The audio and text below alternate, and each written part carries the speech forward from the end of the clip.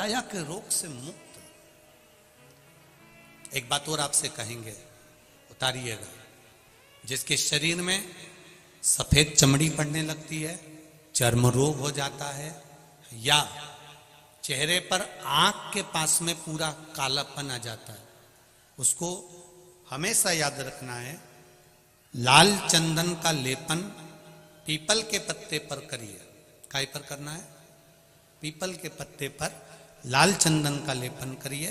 लेपन कर कर सोमवार की अष्टमी के दिन उसको लेपन कर कर वापिस निकाल कर शंकर भगवान पर उसका धीरे धीरे त्रिपुंड बनाकर लेपन करना प्रारंभ करिए।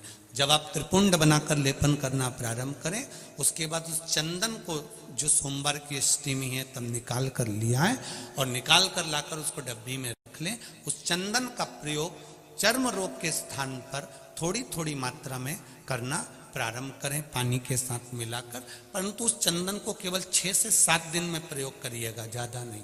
धीरे धीरे चमड़ी, परंतु उसको सोमवार की अष्टमी के दिन सिद्ध कर कर बनाना है। उसको सोमवार की अष्टमी के दिन चढ़ाना है श्री शिवाय नमस्तुभ्यम या ओम नमः शिवाय या पंचाक्षर मंत्र या महामृत्युंजय मंत्र, जो आपको आता हो, शिव जी का जो नाम आपको याद हो उसको बोलकर चढ़ा दो।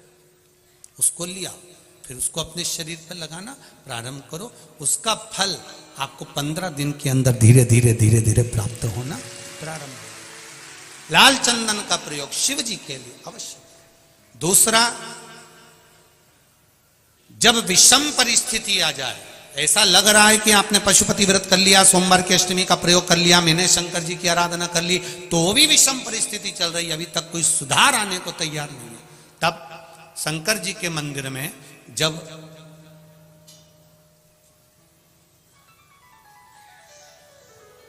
बेलपत्र चढ़ाने के लिए आप जाएं, तब प्रयास करिएगा कि बेलपत्र को, अशोक सुंदरी का स्थान सबको मालूम है ना? बोलो, जम के बोलो जरा, मालूम है सबको?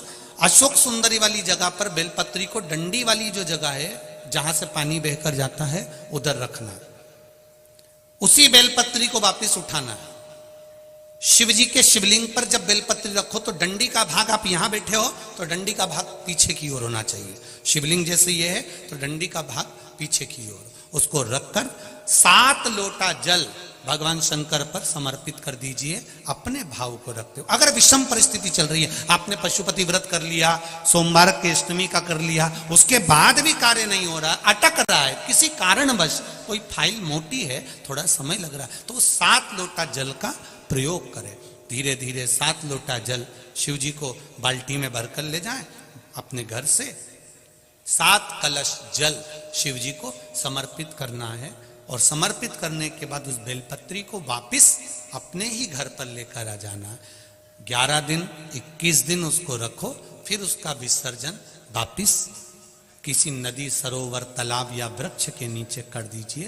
बाबा हाथ पकड़कर बाहर निकाल ही देगा। परिस्थिति अगर बहुत विचित्र, विषमता, बहुत विषम परिस्थिति में उस जगह पर इसका प्रयोग कर सकते। शंकर भगवान को रिझाना, बेलपत्र का प्रयोग भगवान शिव को रिझाने का जो आनंद है, शिव को जो मनाने का आनंद है, वो एक स्वरूप ही अलग है, उसका एक स्वरूप आनंद।